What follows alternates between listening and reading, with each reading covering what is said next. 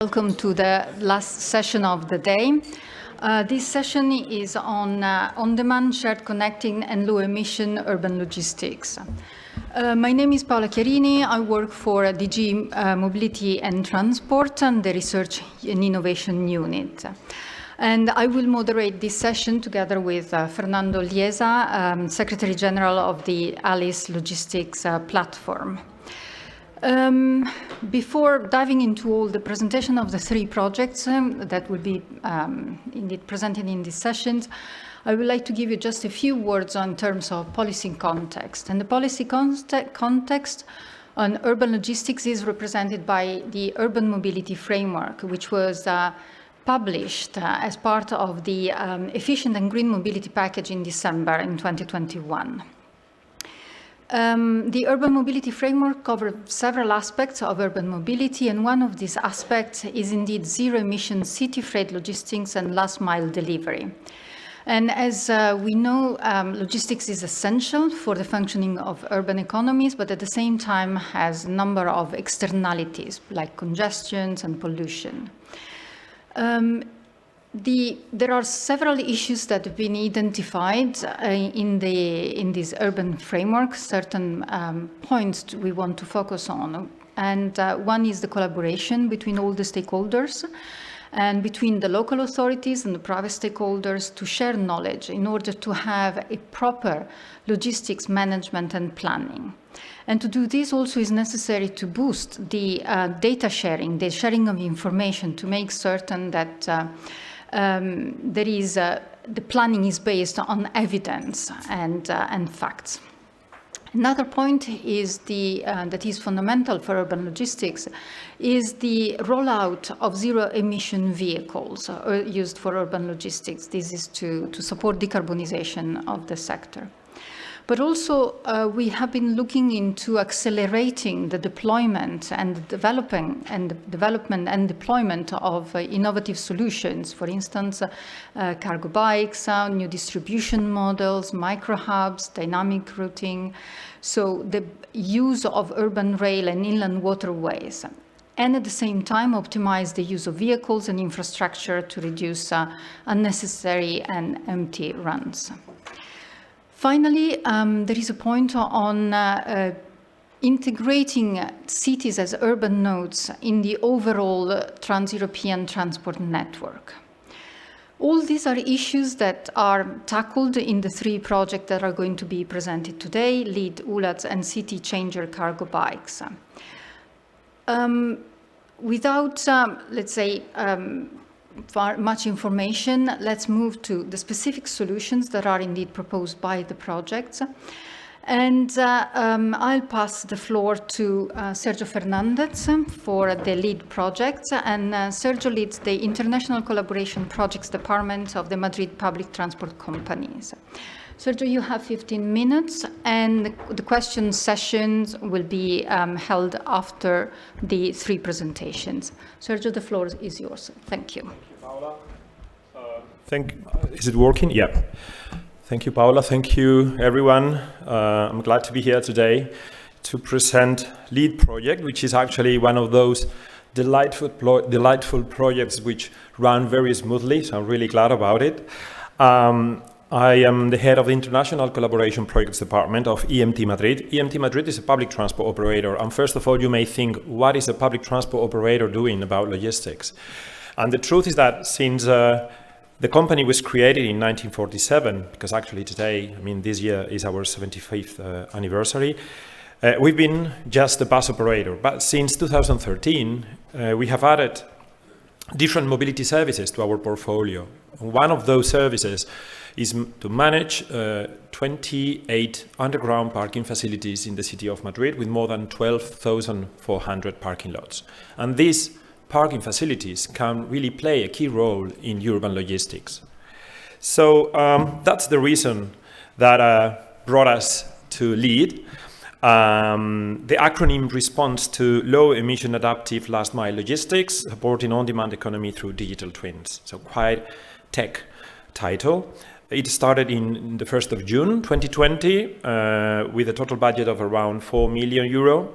There are more than 20 partners, including some collaboration with Chinese partners and US partners. And EMT Madrid is the coordinator of this project. We, as a public transport operator, offering our facilities to deploy some pilots.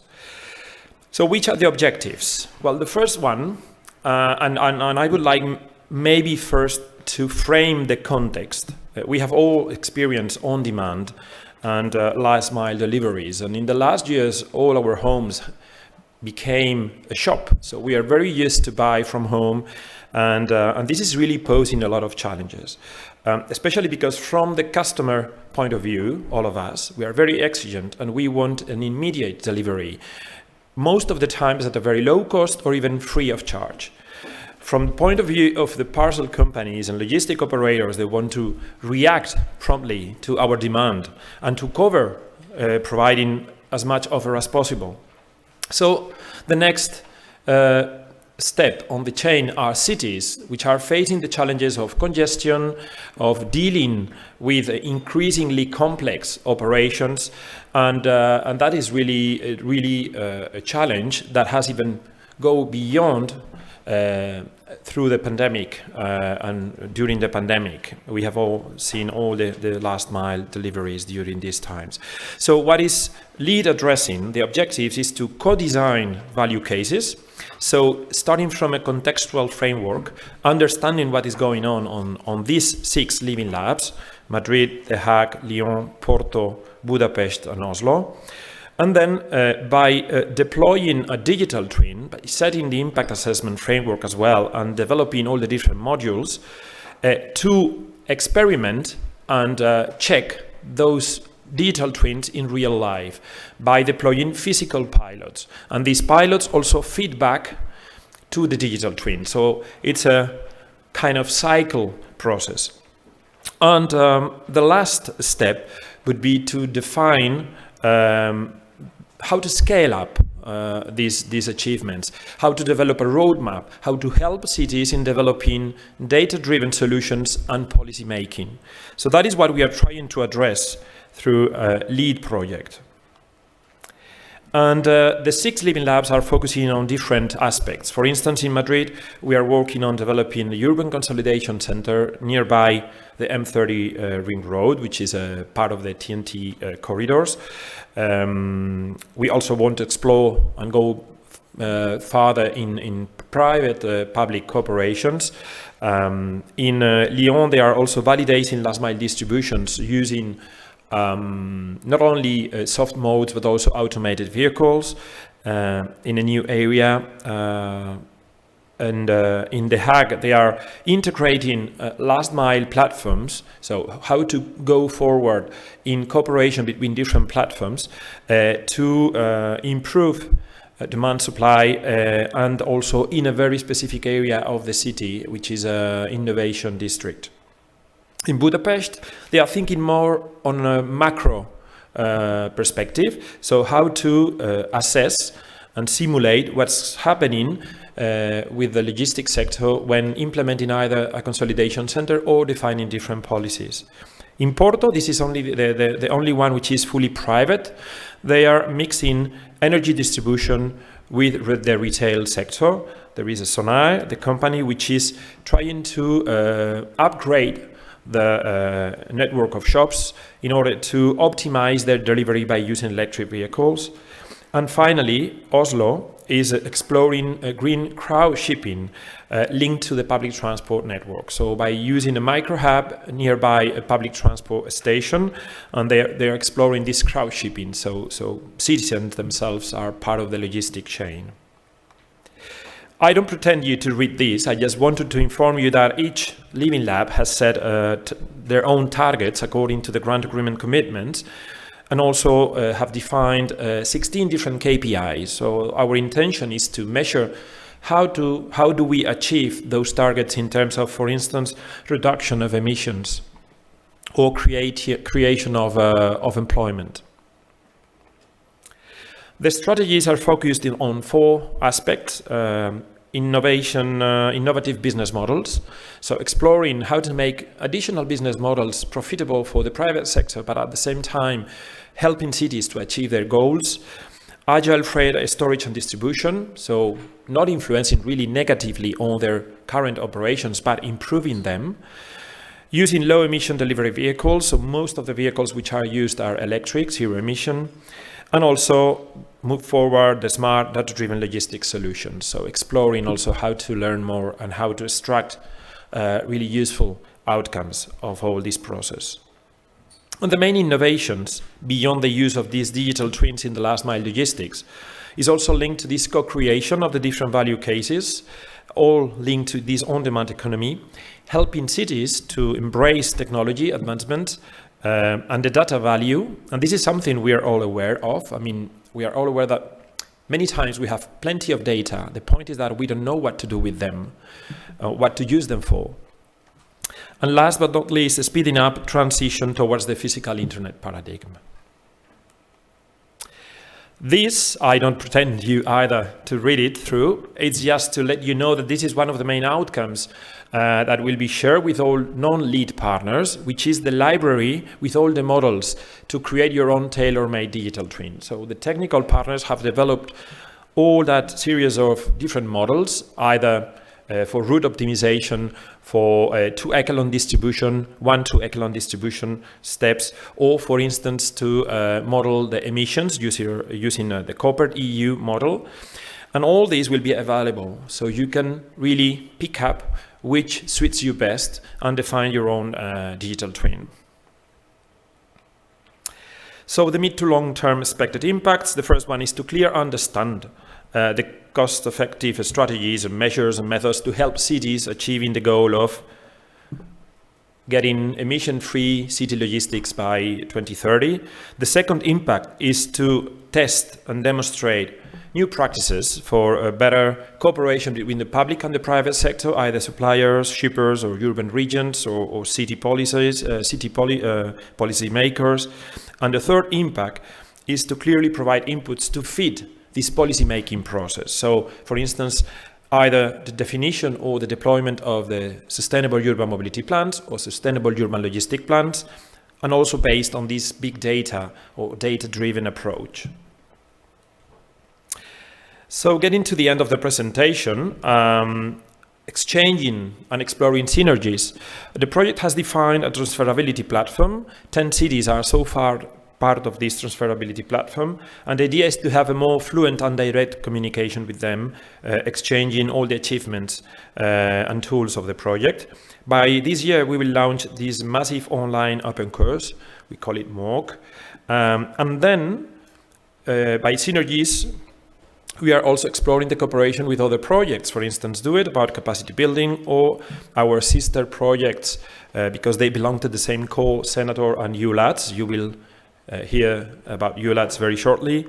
Move 21 about also freight and passenger mobility hubs, or the platform Alice here as well. We also cooperated in the past, launching last December a joint document to help achieving the goals for 2030 about zero emission logistics, but also the Living EU initiative, or with DigiConnect, for instance, also participating at different events. So we are also part of the European network of Living Labs.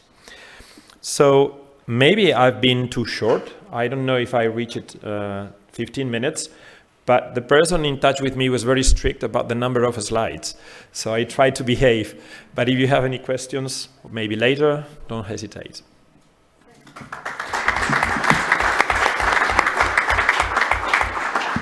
Thank you very much. You did it in 10 minutes. Impressive. So thank you, Sergio. And we move on. Well, questions will be at the end of the session. So thank you.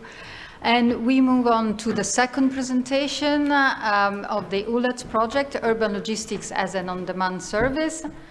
Michael, thanks for reaching the podium. So Michael Glotz-Richter, and he's Senior Project Manager for Sustainable Mobility at the Free Hanseatic City of Bremen. Michael, please, you have 15 minutes. Thank you so much. Yeah, first of all, question to you all. Who thinks that urban logistics is one of the core topics for the next years? So please, those who agree on that, please stand up. No, stand up. Okay, I can see this is a clear majority, and all of you have a bit more oxygen now in your brain to listen to the next presentation. Thank you. Yeah, the Eulas project, urban logistics as an on-demand service, one of the logistics projects. We are more or less in the middle of our process, and what you see here is a consortium that's truly city-led. And I think it's also something in common with Sergio's presentation, that you have not research for research, but research really to see what's in it for the practice on the urban level. And that's quite important. We have operators, we have authorities, we have research, we have NGOs all together in the project. And we have a good coverage of Europe as well. So what are the challenges? Why is Eulas so important? First of all, we see a strong increase in the volume of deliveries. And now with the changes that we all see with the COVID pandemic, everyone learned how to order things on the internet. That's one part. But of course, these things will be delivered, and we have more and more deliveries and also related problems. So the increase is much stronger than what was anticipated when we started the project. Then what's the challenge? The sector of urban or of logistics in general is an extremely competitive business area. So we have to be quite careful also what are the instruments to influence the processes.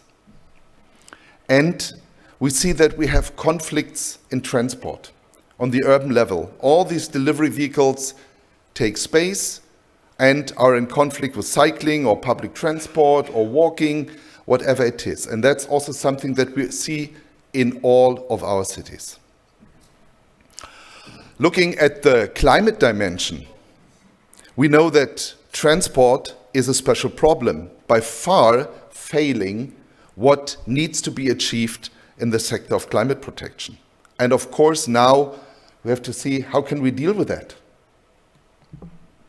The Green Deal with Fit for 55 increases the challenge.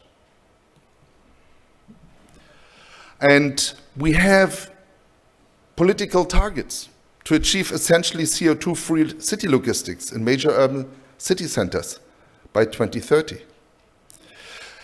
We have the Green Deal, and the Green Deal clearly says in the urban mobility framework, we have to deal with efficient zero-emission urban logistics and last-mile delivery solutions. So that's the scenery that we have for projects like Eulas, like LEAD and others. What are the sites for the pilot tests and the what we call laboratories? We have something special as we look very much what is the potential also of the bicycle and cargo cycles. We have 3 demonstrator cities which are all extremely cycle-friendly.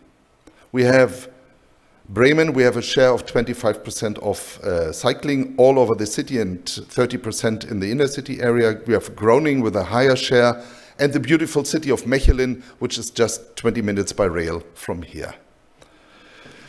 And let's start with the commercial transport. We have competitive market. We have to see what are the business cases, what are technological and technical innovations, and what's the regulatory framework. How does it all fit together? And of course, communication with the players on the local level. That's the challenge that we have. And one part is to see what's the role of heavy cargo bikes and micro hubs. Here we see a solution from Bremen with a micro hub and a special heavy cargo bike. And funny enough, when we had a demonstration, we bumped into the cycling plumber who's there and is doing his business with his bikes already for 15 years. So that's quite interesting. Here you see how it works. In the city area, we have deliveries coming in into that container, and these cargo bikes are able to transport a standard container or a standard Euro pallet up to 350 kilograms, and then delivering, for instance, in the pedestrian zone or in the little galleries that we have. It's not only a question of the bicycles, it's also the question of the software in the background that's around it all. So it needs to work hand in hand, you can call it. And we have to see then, how can we develop a business case? What's the framework that we need? How can we support it? Even the micro hubs in urban neighborhoods are not easy to locate, and also to deal with the question how to get the containers from the freight village there. And of course, we want to do an impact analysis. That's pretty clear. We have cargo bikes also in Groningen, very well used, very well settled, all kinds of.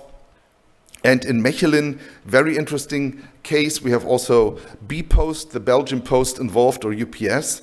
And when you look at the Belgian Post in Mechelen, they will go to a fully electric delivery, and in the city center with bicycles and self-propelled trailers. So they have a very ambitious target, and that's the delivery center of the bpost. We had a visit there, and they're really ambitious, and you can see it on the ground. So 20 minutes by rail from here. Groningen, for instance, also see how can you use park and ride stations? People coming in and doing the transit there from various vehicles, usually from the private car, either onto shared bikes or a public transport to get into the city center. And to have parcel locker solutions there, that means a neutral micro depot where you can pick up parcels. But it needs to be neutral, not only, let's say, for a special operator. And these neutral locker boxes, this is a big, big task. Then the question, can you bring together passenger and freight transport? Also with technological innovations. And you have a lot of aspects, including legal aspects of public transport. To what extent can public transport, which is subsidized, interact in a freight sector which is highly competitive? And this is not a profane question. So we were looking whether we can use on-demand passenger service, and we stranded, I can say. We have so many barriers there, organizational, practical, and also legal barriers. It's anything but profane. It sounds so easy, and say you make a research project, but I think that's also the privilege of research, that you can find out it doesn't work so easily. We will see how it will be. In Mechelen, they want to use some automated minibuses. And there, again, what's special here? It's a passenger. He steps into the vehicle. How is it with parcels? How do they get to the stop, and how do they get from the stop to their, what you call, final destination? So this handling is also a big, big question for research. And then we have another dimension, which we call the private micro-logistics. For those of you who have kids and bring it to the kindergarten, sometimes it's the excuse to use the car when you go around the corner to get you some new box of mineral water or beer or whatever you prefer. People say, okay, I need to take the car because I cannot transport it with a bike. And there the cargo bikes and trailers offer some answers. And we have even IKEA in Hamburg providing cargo bikes and these self-propelled trailers to bring home billies and so on. Yeah, and that's what we do. We have cargo bike sharing, and Bremen will extend it and see how the acceptance is. Can we replace private car trips, or even contribute to giving up private car ownership in these neighborhoods where we have anyway too many cars? So that's Eulas Approach. You see, things are coming together. Sump and Salt business cases, technology, research. the Greendale, and we have a very complex structure. And what you see here, it's complex. And we have the relation of sums to sums. We have the use cases, so we're very practically oriented. We have a multi-stakeholder dialogue in it, and to see how can we deal in sums or SULPs, the sustainable urban logistic plans with logistics. And when we see again here the Eulas approach, what is missing? It's that the municipalities are in the driver's seat. And I think this is an important message for research projects in general. For all my colleagues from other cities, dare to become active and even as a coordinator of such a project. With that message, I would like to thank you for your attention. Thank you.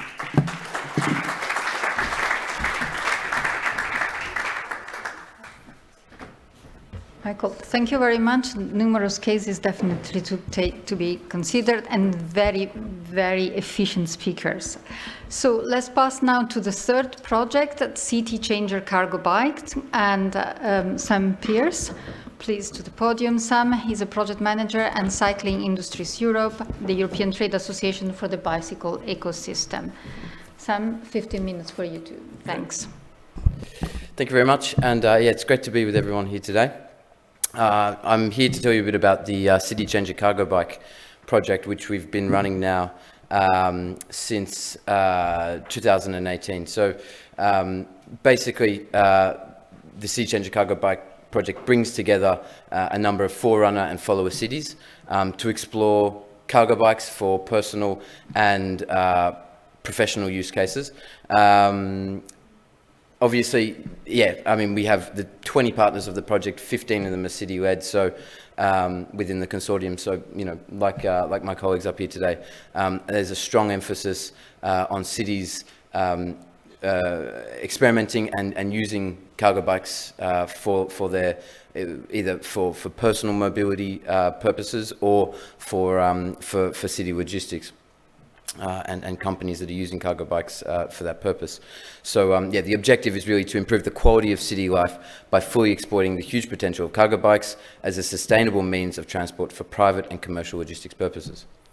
So the goals of the project can really sort of be synthesized into sort of 6 points here. The first 3 are really about quality of life and, you know, improving access to cargo bikes, improving you know, making society more active, allowing people to take active mobility options more readily. Secondary to that is the reducing congestion and emissions. Obviously, we all know how cargo bikes can transport people and goods and people and children or other people, and therefore take cars off the road, and therefore, yeah, improve congestion and reduce the amount of emissions in the atmosphere.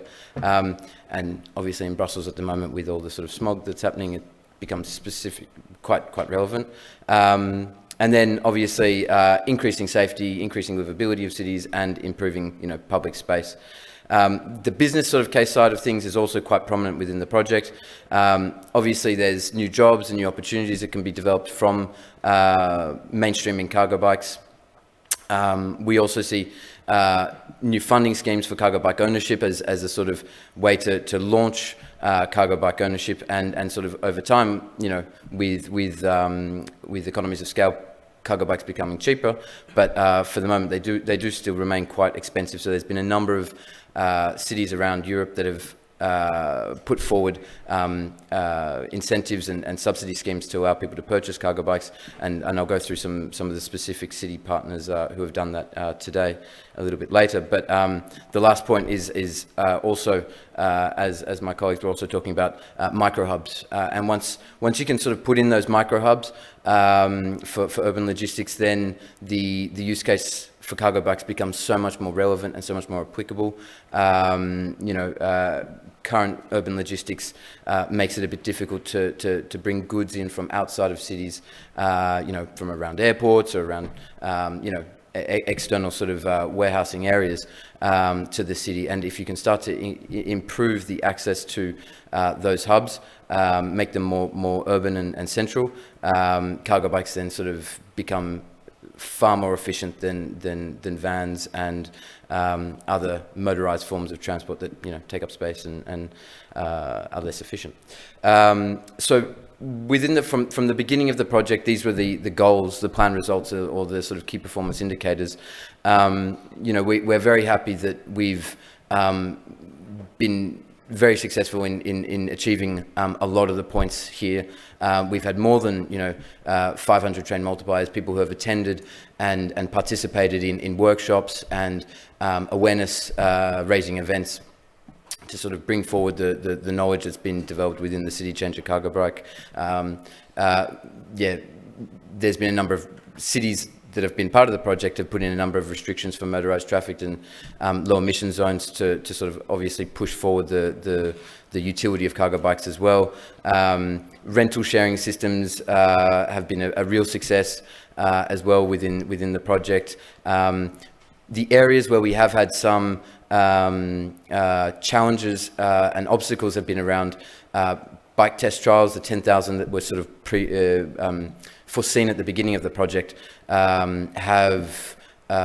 It's been difficult to obviously count the amount of people within all the sort of trials, and also the developing the new cargo bike owners being able to sort of attribute the purchase of new cargo bikes to the project has also been sort of a little bit more tricky than initially anticipated. But we do have figures that still show that there has been success in these areas, just not to the degree that we were sort of initially foresaw.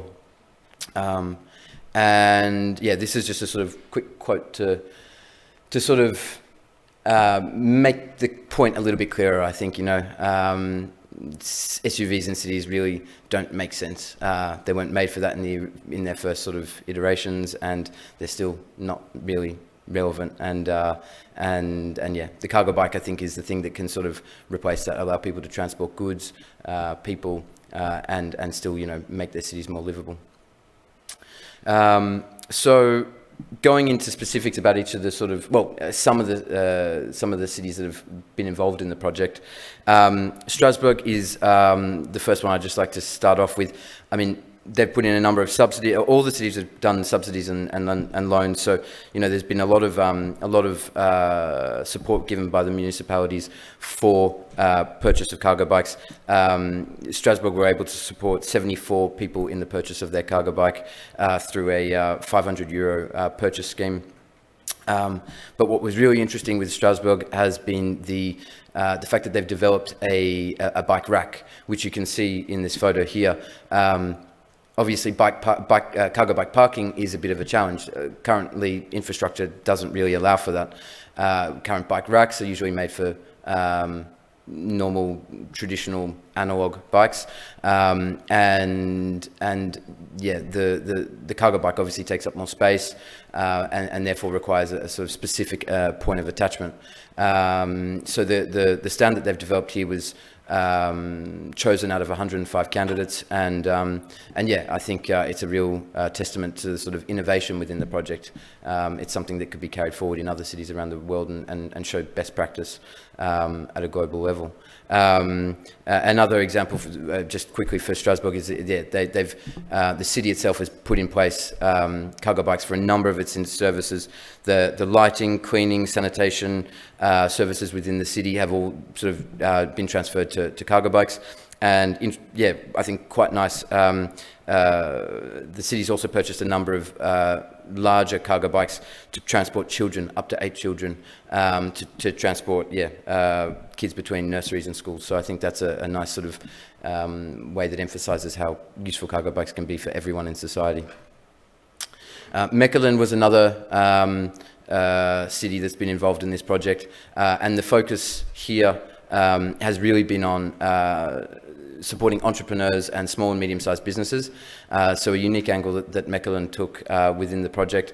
They have been able to support over 52 entrepreneurs and small businesses with cargo bikes. Here it's a grocery greengrocers that, you know, now they can, instead of using a van, use a cargo bike to make their deliveries to local customers. Other examples include bakers, butchers. I mean, you know, funnily enough, that was the technology that was used 100 years ago, and we are seeing a sort of a move back to that. And the fact that, you know, now we have e-bikes makes transporting loads of up to 350 kilos on these sorts of cargo bikes just very practical, even in hilly cities or windy cities. So Mechelen, yeah, as I said, had a specific focus on entrepreneurs, and they also launched a cargo bike sharing system. A company called Cargaroo, a Dutch company called Dutch cargo bike sharing company called Cargaroo, have been able to deploy their bikes, and yeah, the city has 261 active users of those cargo bikes. So there are only 9 cargo bikes, but they are being heavily used by the citizens. And the last city that I'll just go through today was the city of Lisbon. So here, another sort of unique approach that had been taken by Lisbon was there was a real sort of political support for cargo bikes. Here, it's the deputy mayor who created a LinkedIn diary of his use of his cargo bike on a day-to-day basis. And that included obviously taking his kids to school, doing the shopping, doing, you know, everyday things that he probably would have done with a car before. But yeah, he was really enamored with the cargo bike when Lisbon joined the project, and became a really sort of strong proponent for cargo bikes within the city. They were also quite, the city of Lisbon was also quite active when it came to parking for cargo bikes. They put in place over 400 cargo bike parking spaces, still just traditional racks, but just allowing more space, and a number of enclosed cargo bike spaces, because obviously cargo bikes aren't cheap, and leaving them on the street can be a bit dangerous, or sort of, you know, leaving yourself open to theft. I mean, e-bikes are sort of expensive enough, but when you get into cargo bikes, it does become a real safety and security issue. So the city put in place a number of closed bike parking stations, and they've been obviously a success. Yeah, another unique element of the project that Lisbon carried out was the discussions with insurance companies. There is obviously a potential for risk with cargo bikes. They are bigger and heavier, and once they are loaded up, they do pose a bit more of a threat than a normal bike. So working with insurance companies to provide the adequate financial support was also a unique element of the Lisbon project. So as I've said, there's been a lot which achieved within the project, but we still obviously see a lot that can be taken forward. One,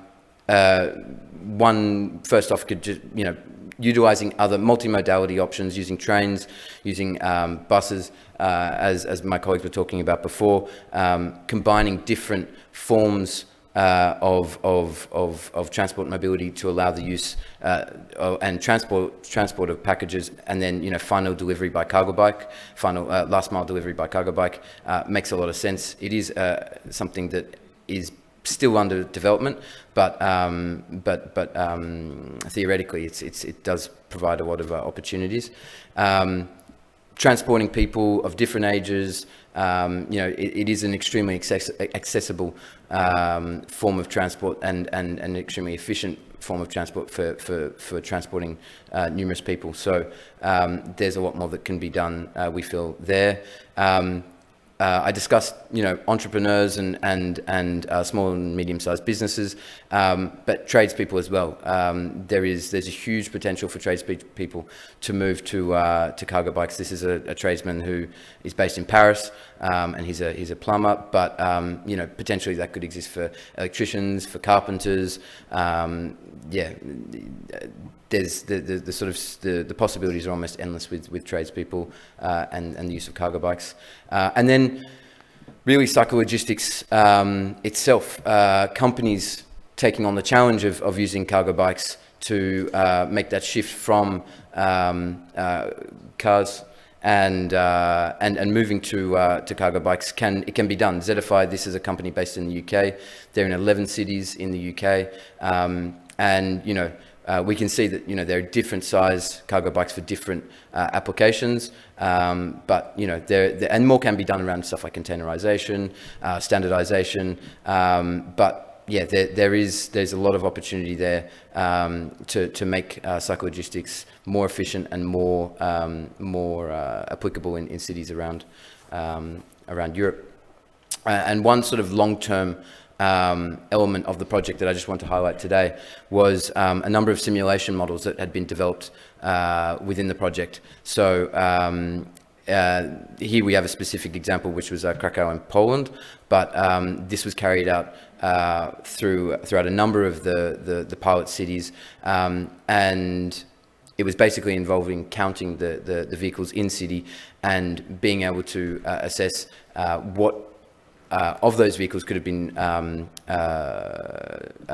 shifted to cargo bikes, especially for deliveries, and the savings in pollution when it came to CO2, sulfur dioxide, and lead, all sort of major issues when it comes to emissions and air quality. There was a significant reduction. Basically, these figures show that could be achieved if those deliveries and forms of transport had been changed to cargo bike. So that's something that obviously very relevant for wider EU policy, and something that the project, there's a bit of a legacy for the project to sort of point to the benefits that can be had when it comes to air pollution. Final slide, just one other thing, on our website, www.psychologistics.com, there's a number of resources that are available for all different types of use cases. There's brochures on a city guide for mayors, for implementing cargo bikes, for families, for small businesses. We've done a lot of work in sort of illustrating the utility of cargo bikes for as many people as possible, and how to implement cargo bikes from all sorts of different perspectives. So I do invite you to also follow us on social media and visit us on our website to get further resource and information there. Thank you very much.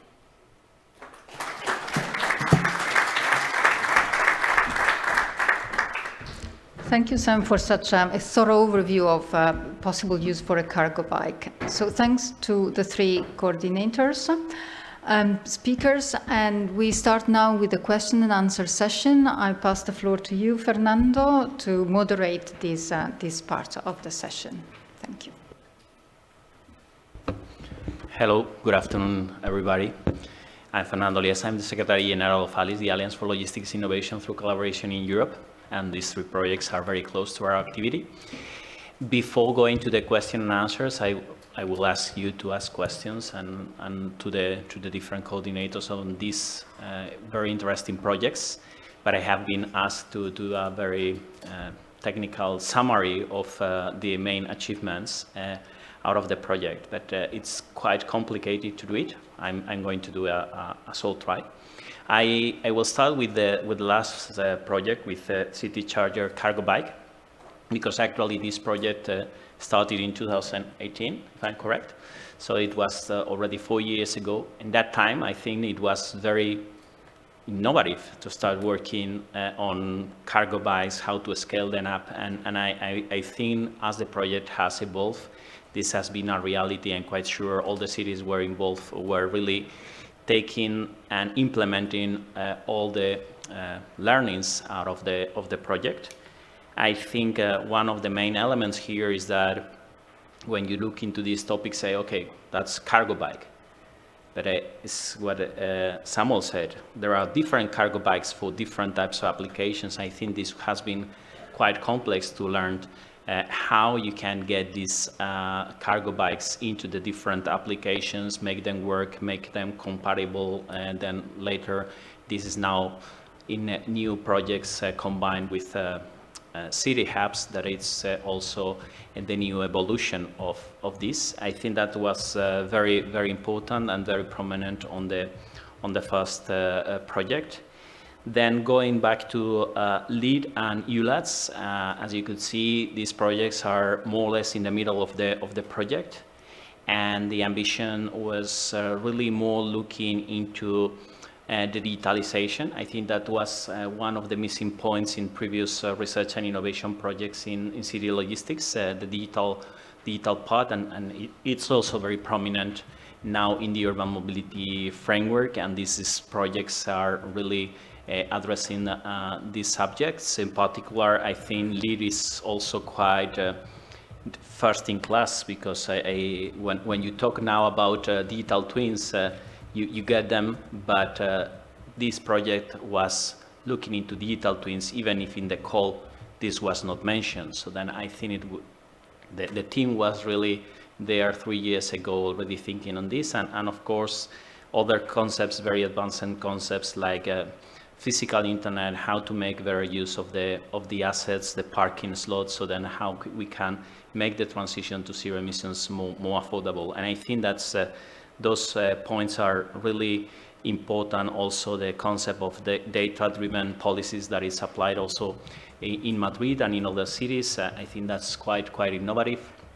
Of course, crowd shipping that was addressed both LEAD in Eulas, this was in the call topic, so it need to be addressed. I think one of the things I like very much is the open library of models for digital twins. So at the end, this is one of the main problems on data sharing, but also on digital twins. If we want to make use of digital twins, we need to have models, and we cannot use as many models as scenarios we have, because if not, this cannot be scalable. And make them open, I think it's a good way to achieve this, that digital twins are really usable in many different applications. Final, with Eulas, I think this project is really addressing quite leading cities in urban logistics, and they are not the biggest cities in Europe, but probably are the most advanced in terms of thinking thoughts in urban logistics. And then you can see this when you see the presentation of the project.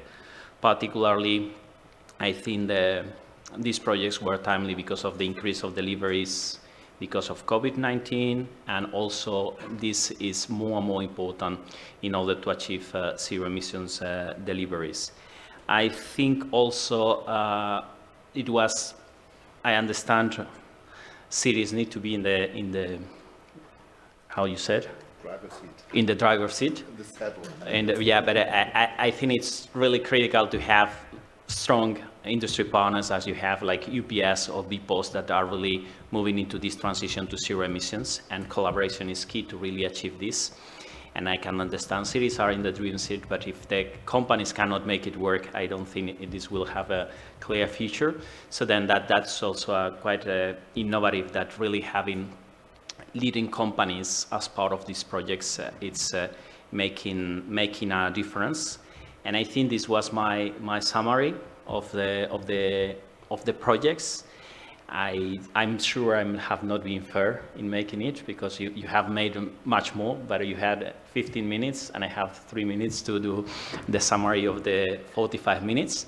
Then now questions. Okay, yeah, there are 3, 4 I can see. Please, if you can tell your name, affiliation, and yes. then the question. Thank you for good presentations. My name is Eva Arestad. I'm an EU advisor for SAMS Norway, a cluster focusing on autonomous mobility. And my question is for Michael Glotz-Richter, mostly in regards to the city of Bremen rather than the project as such. But in regards to having the municipality in the driver's seat, as you said, does the city of Bremen have any incentives or dedicated means in order to encourage private companies to take a bigger responsibility for sustainable transport, not just thinking about the ones working with logistics, but maybe taking their staff in a sustainable way to the workplace or any other means of transport within the companies? Thank you.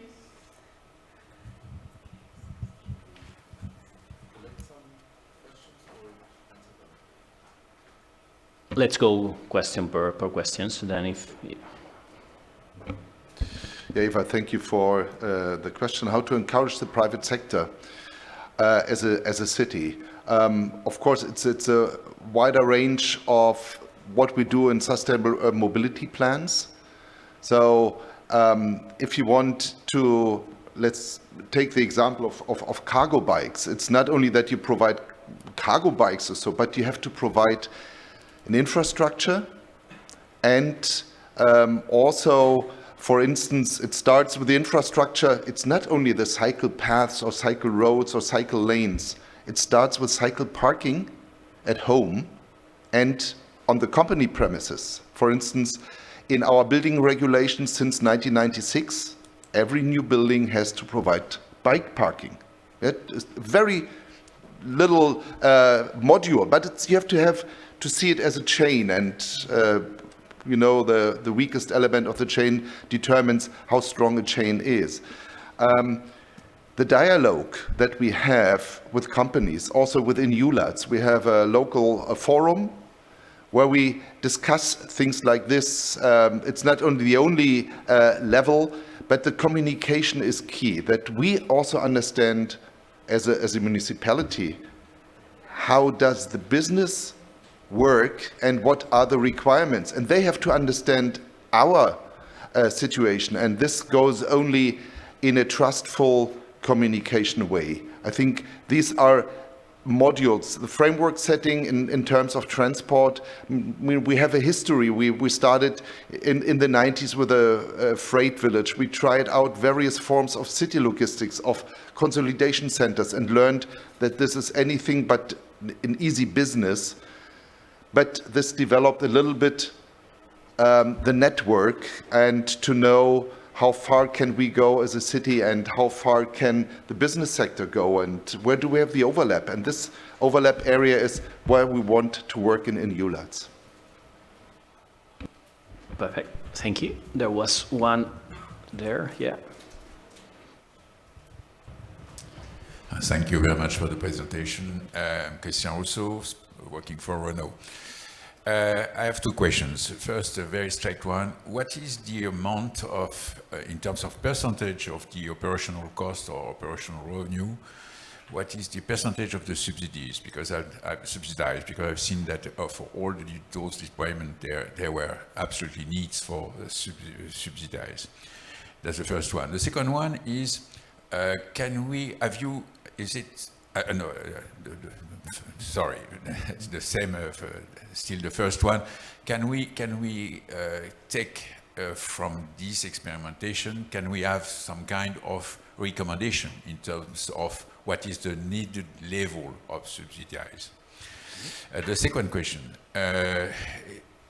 we are thinking, I mean, many stakeholders are thinking about a better evaluation, better assessment of the positive externalities. I've seen that there was some simulation in the last presentation about the emissions, the CO2 and the pollutant emissions. There are other externalities, of course, positive externalities. Have you also tried to assess those externalities, which can be then put in front of the subsidies as some kind of trade-off or balance or justification? Thank you. Is the question for a particular speaker? I think it's more for Samuel, if I understood correctly, because of the question. Not really for someone, but in particular, I think they can try to answer. Samuel, do you? Yeah, I mean, I can quickly comment for the subsidies. I mean, we see subsidies being put in place at varying levels. I mean, within Germany alone, you have subsidies given by the region, by the city. I'm not sure if it's at the national level, but definitely there are subsidies of varying amounts depending on the city and the location. I think it's also the same thing in Paris. Ile-de-France gives a certain subsidy, a certain level, and then also the Mairie de Paris also gives a level of subsidy, and you can combine the two also when it comes to the purchase of a cargo bike. But yeah, I don't know, maybe my colleagues also have some further information there. And in terms of That's okay. Just for the last point as well. And no, we haven't. That was sort of one of the final deliverables of the project, looking at the negative externalities associated with sort of motorised transport in cities, motorised vehicles in cities. Overlaying that with the subsidies isn't something that we sort of envisaged at the beginning of the project, but yeah, definitely also provides some further work, and yeah, putting the two together would potentially make sense in some cases. So yeah, it's a good idea. But the level of subsidies can be quite low. Even there are areas which have developed purely market-based. It's a question for the operator, how efficient is the current delivery situation or the delivery system? When they got stuck in congestion, when they don't find a parking, when they have to pay fines because of illegal parking, this is always time of staff. And when you are able to operate more efficiently with cargo bikes, then there is a shift from market. And it started with courier services, with the little things that they more or less envelopes usually, or little packages that they transport. And we have in Bremen, in the inner city area, these courier services by bike, purely market-based for maybe 25 years. So it's now to go further from that size of things to larger sizes. And it's quite interesting, the average parcel that they transport with the heavy bikes is 68 kilograms. Yeah, so it's really now going into the heavy sector. But for the micro hubs, if you want to go into the neighborhoods, in fact, you need to give some pump priming to really get it started, and then see for a while, does it go now also under the conditions of fuel prices and so on, does it go into a competitive area that it's pretty clear for a city, it can be only just some starting point. We are not willed and not able, and of course it would be against all the market principles to say there is a continuous subsidizing system.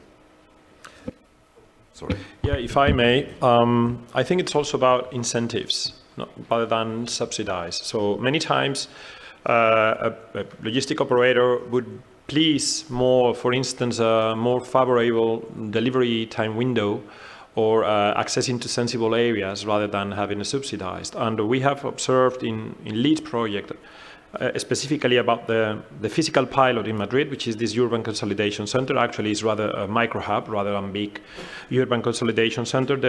The operator is obtaining better performances when delivering this last mile. They are using electric three-wheelers. They are mopeds, not bicycles, but three-wheelers, and he's really having a very good performance and very good cost-effective ratios. So I think it's a mix more than just thinking about subsidizing something or not. And it's all about also policies, how cities can incentivize that. If you have higher fines for illegal parking, this will already change the business case for the operators drastically. The density of enforcement, So these are all aspects that they take into account when creating their business plan. And you can influence that as a city, of course, indirectly. So, I might also just add to that. To clarify, I was sort of more speaking about individuals, less about the sort of commercial applications. But on the back of that, it's also about infrastructure as well. A lot of cycle infrastructure is still currently being built around individual personal cyclists, and cycle lanes essentially need to get a little bit wider for some of the bigger cargo bikes that you see, to allow overtaking, to allow vehicles to stop or to park. So there's a lot that also needs to be done there too. But That's okay. Thank you very much. I have 5 questions. I don't know if I can. I go in order. Okay, so here we have the first one. I think it's here. Yeah.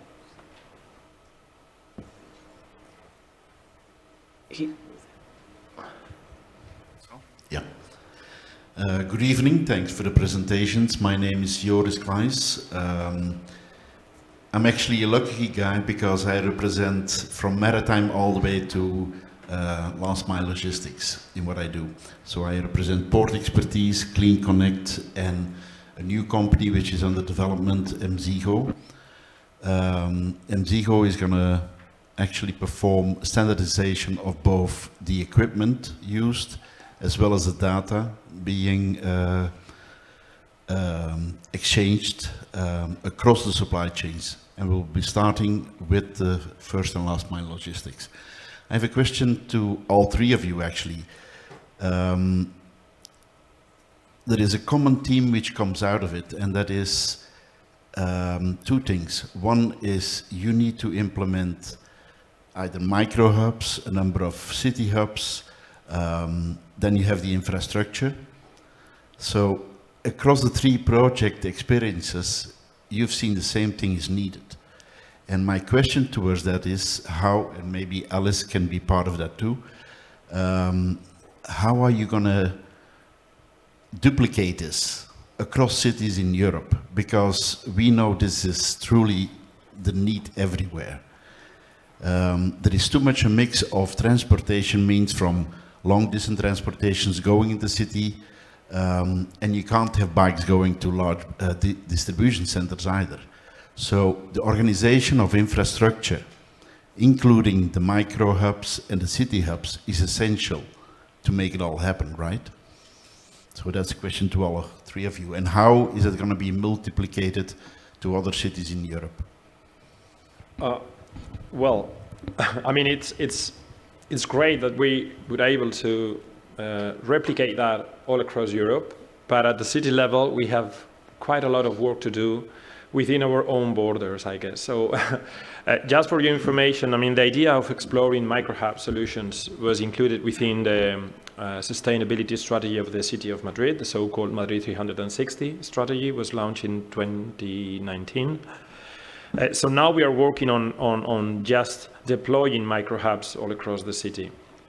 And it is not an easy task, especially because when you think about sharing the space among different operators, there is always some reluctancy from them to share a space, maybe to lose the branding, or if we want to go even beyond and explore a proper cooperation between different operators, the question of the data, standardization of data. And most of the operators have, I would say, very particular data formats, because the most different it is this format, the safest they think their business model is in terms of facing competitors. And sometimes that's really a difficulty when sharing, for instance, platforms or exploring crowd shipping or other solutions. So I guess the replication of micro-hubs would be something to maybe explore from a regulatory aspect or strategic aspect, maybe a wider, maybe going to European level or national level within the national mobility strategies or logistic strategies or even beyond. But I don't think that a solution is part of the cities, despite the fact that we can organize workshops, we participate in different networks, and we share our experiences and knowledge. But I don't see another possibility, I guess. Yeah, well, I mean, we are in contact with many, many cities. We are sharing very similar problems. Yeah, having too many cars, congestion, noise, accidents, quality of life, efficiency of transport as such. That's a big, big topic. And what we can do is sharing the experience. I always call it sharing the experience and not the solutions, because the solutions should be really developed, tailorized for every city. But we can, by talking about not only the best practice cases. That's one of the problems, that we like to talk about best practice, but we should talk about experience, also about things that did not work. And that's the privilege, as I said, of research projects, different to demonstration things, that you can say, okay, we learned it doesn't work. It's quite difficult for a politician to go on stage and tell the taxpayers, oh, we spent 100,000 euros on something that did not work. I mean, in a research project, you can do that, because that's what research is for. But when you duplicate that experience, then there is a problem, because you did not talk about the experience. And that's, I think, quite important on the city-to-city level, not only talk about things that work well, but talk about things that don't work. That you don't duplicate that kind of experience. And I think that's what we have. Networks for Euro cities is involved in Eulas, for instance. And that's also rather in workshops than on big conferences, that you talk about things you should not do and should not duplicate. But it requires a little bit braveness, that people say, okay, it did not work. We always love to talk about best practice, but we should talk about practice, about experience. I don't call it bad practice, because that's not the case. It's experience. So, okay, sorry. Using these cities, but what will Alice do in this perspective? Okay, I think it's very clear. When you see the answer from Sergio, every city has its own boundaries. Our companies, or the companies in Alice, are working across the cities. So the more stable, the more replicable are the solutions, the better they are going to implement. So if you want to go to the second, third, then you need to talk to the industry, because they are going to make it work in different cities, as there are some examples in the projects that are work. So then that's, I think, also important. Industry is involved, because in terms of scalability, replicability, they are going to be in their main interests. They can do the same type of processes in many different cities in Europe, and that's what they do. But I'm really sorry for the questions that are missing. We are urged to finish the session. There is a lot of people waiting for us, because there is now the ceremony. So if you have questions, happy to answer, or happy to ask them. Now we have a very important ceremony. Paula, if you can help me. Yes. Thank you. Yes, indeed. Now there is the signature ceremony of the collaboration agreement between the EGVIA 420 and with the Batteries European Partnership Association and the Joint Research Centers. And this will be followed by the drinks. So I don't know exactly where the signature will be, just outside. Okay, thank you. So I would like to thank all the participants, and again, I associate it to Fernando's apologies for not being able to take all the questions. I'd like to thank the speakers, and very disciplined speakers. Thank you very much, and Fernando for the co-moderation. So thank you very much, and enjoy the rest of the evening. Thanks.